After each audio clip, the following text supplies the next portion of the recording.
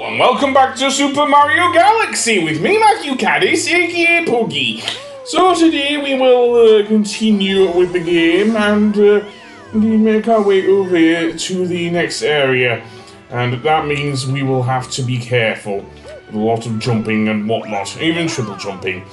So that being said, let's make our way over.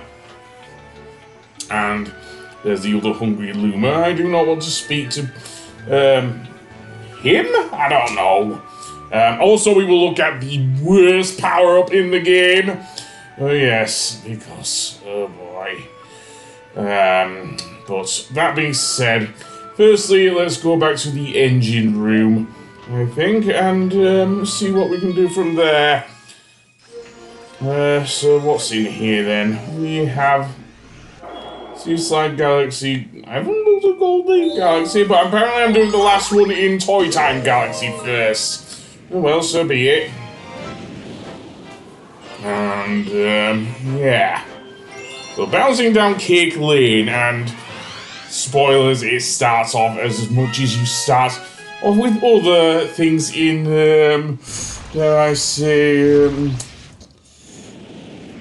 with the trains again, so I'm just gonna skip this bit. No, the trains are running the other way, never mind. Yeah, they are moving the other way, and the launch start actually is in a different place, fair enough. So where does this take us then?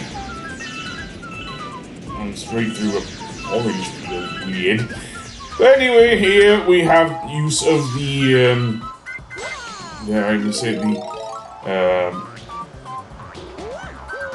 let's say the Spring Shroom. Got there in the end. The Spring Shroom is interesting at least because it does spring Mario up very high. Seriously, which, yeah, always fun. Although these chocolate blocks are annoying. Yes, they are.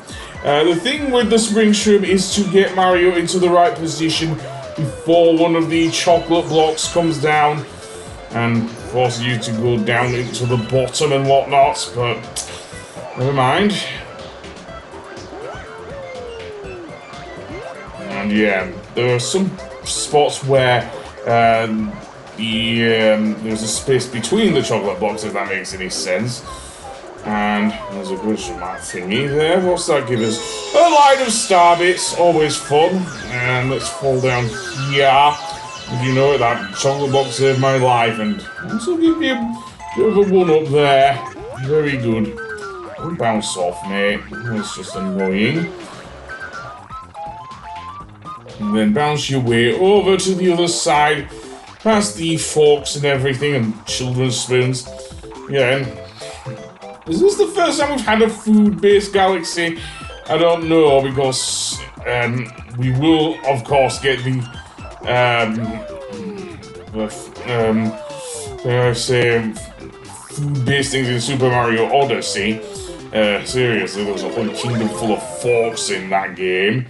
But let's go down here then and end up the top of some very cold ice lollies. Yep, and it even plays the freeze flame. I guess it is the freeze flame galaxy, namely the ice side, of course. But let's slide down and jump between here. And more candy than you can shoot a sweet shop at, seriously. Okay, more shockwaves as well. Yeah, that's not fun at all. Over them, I think. Here we go, and then get to the other side, and more things here as well. And, oh boy. How do I get past these Obtumbers? I don't know. And no, I do not want to do Mario's usual thing of skating, because I'm skating on very thin platforms here. So no, I want to platform normally. Until we get to this bit. I don't know what that is. Oh, shoot me. And whatnot. More shockwaves. Thankfully, I'll be on more stable grounding here. If that makes any sense. And then I can actually skate here because a lot more maneuverability and whatnot. I'll smash the thing and get the power shroom if I can get past that enemy there. Might as well get some more health as well. There we go. And indeed we get a cannon here, it seems. Where's this takes us? Well, it takes us up to another launch star, which lands us right near this. I don't know if it's a. Yes, it is a cake. What the hell am I saying? And there's some very childish looking things there. What's down that pipe then, I wonder? Let's have a look. Okay, some more plants and it's more music, seriously. Also the background is some like 2000s as well. And why not? I can take the other one up if I want. There we go. And down the pipe I go indeed. That will launch me back in here, where I can make my way across, I think.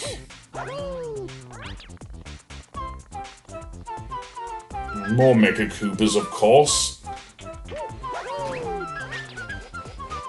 Now knock him on his ass and get the coin back at least.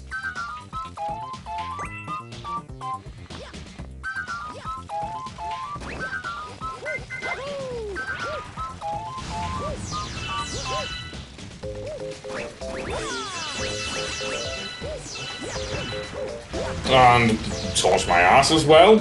Yes, I do not like the sort of Mecha Koopas here, but whatever. They'll land on its back, not the other way around. And is that all of them? No, there's one that's crawled over there, but yeah, I'm guessing that's what I have to do. There's no like star bits or anything around here, so. Or starships, even. Okay, is it the candles I have to put out? Well, yes, apparently. It's not Mario's birthday, is it? I don't know when Mario's birthday is. Yeah, but... and one more over there. And that shall give us our launch star over to the next bit, where we will get our mini-boss. Moving on, and it makes good use of the Spring Shroom here. Just beware of the energy blasts, of course. Yeah, that's going to be a pain otherwise, and Pikachu me. Anyway, let's get to the Spring Shroom, wherever it is. Right behind the boss. Just beware of the flamethrowers here as well. So yeah, and that will help us get over there. There is another power shroom in this area if you want to get it. Anyway, ground pound indeed. There we go. The boss seems to start to panic, just like the one in, dare I say, Honey Hive Galaxy and whatnot. So let's continue to bounce off his side. Yes, that is what I want to do there. And now he's getting pissed off and starts some sort of electric force field here. One annoying Mecha Koopa is sneaking up on me, but too late! That Monty Mole's done, and we can get the star, and indeed be done here. Indeed. I can stop bouncing off like a madman. There we go. And indeed, let's go on. And there's our next star, absolutely. And indeed, let's get more stars, I guess. Yeah, that's going to be painful, but whatever. And then we'll get out of here. And then we get to the, dare I say, the top of the thing. I skipped the whole thing of... getting to the thing, because Rosalina is in this thing. You enter via the house when you're going up to the... you'll also get a nice little bit of dialogue between Mario and... Well, Mario doesn't speak, but... some sort of special planet, apparently.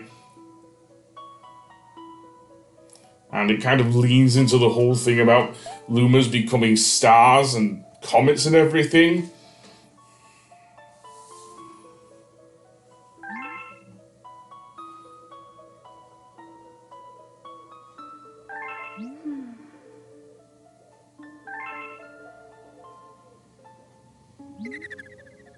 Apparently she does. Well then, this is where we get the worst power-up in the game. And it's not the fact that the power-up itself is bad. It's actually quite good. In fact, I was quite happy to see the power of flight once again used in a 3D Mario game after Super Mario 64's wing cap. The downside with this is that it isn't used in any other levels. Seriously, it's just used in this one level to collect each of the purple coins, and that's it. Seriously. Some of which are located in the air, of course. There's exactly 100 of them, just like with a lot of the purple coin missions in the both Mario Galaxy games. The downside is that, well, as I say, some of them are well hidden. But never mind that. Seriously. And of course it's time limited, like a lot of things in Mario games. But yeah, this is the only level in which we can use the flight power-up in order to make Mario fly. This is a damn shame. You'd think you'd want to fly around other levels. And you can even pick up purple coins. Seriously, this is what I mean by the fact I consider this the worst power-up in the game. Because it isn't utilised enough. The only other place it's used other than in this level here is, of course, in the Comet Observatory, where it is used to fly all over to upper levels, and that's pretty much it! Seriously. So yeah. I'll probably leave this in because it's still kind of fun. And there are some enemies down here, just the old Goombas, yes, but there are enemies, I'll say that. And I do like the fact you can gather up, I wish you could do that more often in-game. Certainly with that power-up, but no, it is only per level, it seems, and this is the one special level that it gets to be shown off in, and then you don't use it ever again. Seriously. Also, is that... what that is that another bunny? Nothing much I can say here. Yeah. This place is still fun for platforming, I'll say that, but... And of course the music that accompanies the red star power-up is very, very fun to listen to. On its maybe not on its own, but as a power-up music, it is actually really good. I think the downside is that, as I've already mentioned with this power-ups, yeah. And I don't know if it's done by doing it, to be honest, by doing a spin attack with Mario there, but I'd probably not be surprised if it was. And collecting the purple coins with the spin attack only works if you are doing so via flying, really, with that power-up. And I don't know what that is. Apparently it's like the purse enemies or frog purse enemies in Super Mario 64 there. So yeah. That was basically the gist of the power-up anyway, so... yeah. Just getting the other coins, really. So I'm up to 87 here, so... it is finding them all, really. Some of which are on top of rooftops, which is really, really painful, really, to deal with. But, never mind, I will,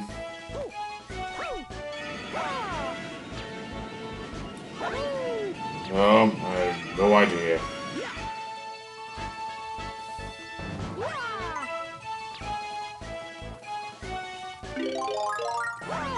I can't think of anything really because, well, I'm being an idiot. Yep.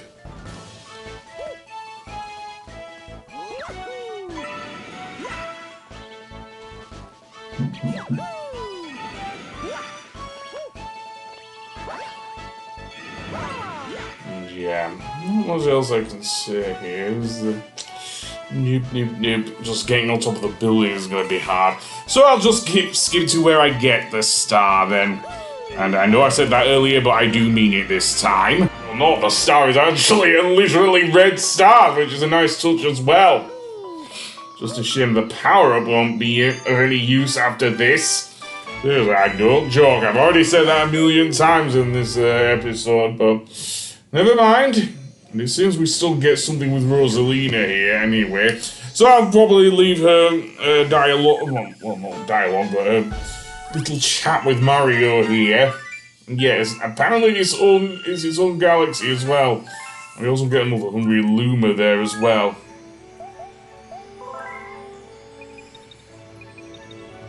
Nope, Rosalina isn't saying anything. Oh well, I'll see you on the next one then. Goodbye!